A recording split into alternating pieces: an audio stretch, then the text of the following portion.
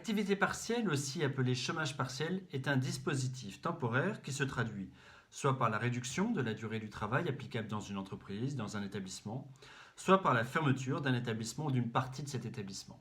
Le principe de l'activité partielle, c'est l'absence de travail pendant les heures de chômage partiel. Alors, dans le cas d'une cessation temporaire d'activité, les salariés devront ainsi complètement cesser de travailler.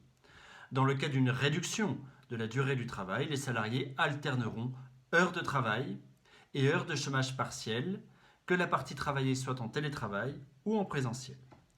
Les employeurs auront tout intérêt à se ménager une preuve de cette organisation, notamment en adressant à leurs collaborateurs une note de service dans laquelle ils fixent clairement les plages horaires de télétravail et les plages horaires d'activité partielle. Ils pourront utilement rappeler que ces plages horaires sont impératives et que les salariés doivent s'y conformer.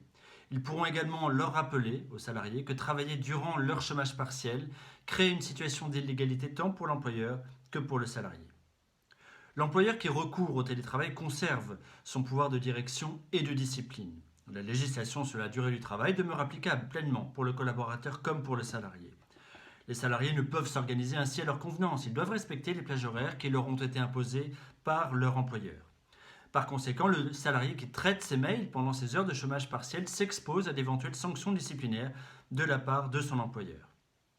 L'employeur doit être particulièrement vigilant à cette distinction entre les heures de travail ou de télétravail et les heures de chômage partiel, car une confusion de ces heures crée une fraude et une situation de travail illégal qui peut être sanctionnée lourdement par le remboursement intégral des sommes qu'il aura perçues par l'État au titre du chômage partiel, par la suppression de toute aide publique en matière d'emploi et de formation professionnelle pendant une durée de 5 ans maximum, mais aussi par une peine d'emprisonnement de 2 ans et 30 000 € d'amende.